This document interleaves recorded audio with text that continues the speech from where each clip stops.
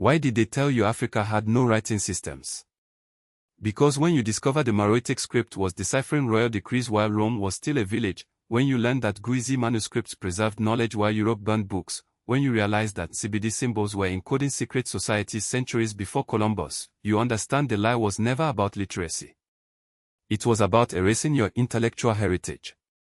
Right now, in the British Museum, there are Meroitic texts from 300 BC that scholars still struggle to fully decode. Not because they are primitive, because they are so sophisticated that modern linguists are still catching up to what your ancestors perfected 2 millennia ago. The kingdom of Kush developed this script independently, using it to record everything from religious ceremonies to international treaties with Egypt and Rome. But here's what makes your blood boil. While European children learn about Greek and Latin as the foundations of civilization, African children are taught their continent had no written traditions. This is educational colonization at its most vicious.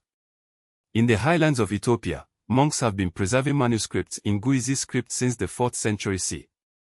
The Gorima Gospels, written around 390 to 660 CE, are among the world's oldest intact Christian manuscripts.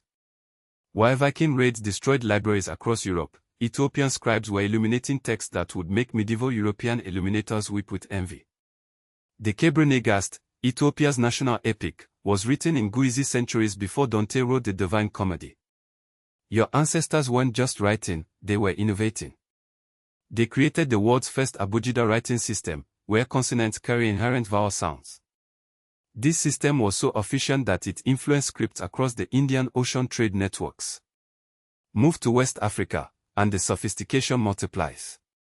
The Ajomi script adapted Arabic letters to write African languages like Hausa, Fulani, and Swahili from the 11th century onward. Timbuktu's libraries housed over 700,000 manuscripts covering astronomy, mathematics, medicine, and philosophy.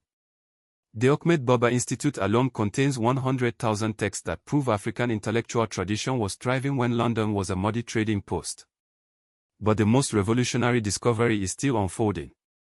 The Nsibidi script of southeastern Nigeria and Cameroon wasn't just writing, it was a complete symbolic system used by the secret society to encode laws, rituals, and historical records.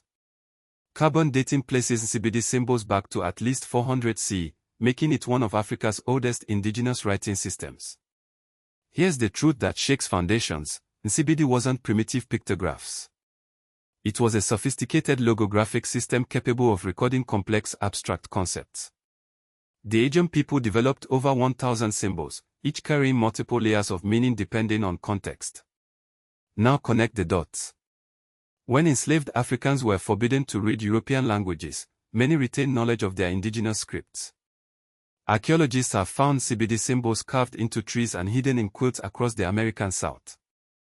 Your ancestors encoded resistance into symbols the oppressor couldn't read.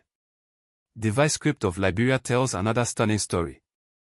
In 1833, Momolu Duwolu Bukele claimed he received the script in a dream and taught it to his people. Within decades, the VI had achieved 20% literacy in their indigenous script, higher than many European populations at the time. This wasn't divine inspiration. This was cultural memory of writing traditions that European colonizers thought they had erased. Consider the mathematics.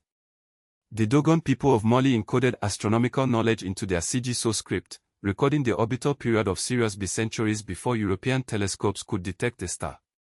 Their symbols weren't just writing, they were scientific notation preserving knowledge that modern astrophysics is still verifying. Every African child who believes their ancestors were illiterate carries a wand designed to keep them mentally enslaved. Every African student who thinks European scripts brought literacy to the continent lives with implanted inferiority. The systematic destruction of African writing traditions wasn't accidental, it was strategic. Missionaries banned indigenous scripts, calling them pagan. Colonial administrations imposed European languages, claiming African scripts were primitive. Post-independence governments, educated in colonial systems, continued the erasure by underfunding indigenous language preservation. But symbols carved in stone don't lie. Manuscripts hidden in desert libraries don't disappear. DNA doesn't forget the intellectual traditions encoded in cultural memory. When you understand that your ancestors developed writing systems independently across the continent, from the Baba Tifinagh in the Sahara to the Ethiopic scripts in the highlands to the sophisticated symbol systems of Central Africa, you realize something profound: the intellectual capacity that created these systems flows in your blood. You are not descended from people who needed others to bring them literacy. You are descended from people who created writing systems so advanced that scholars are still decoding their full complexity.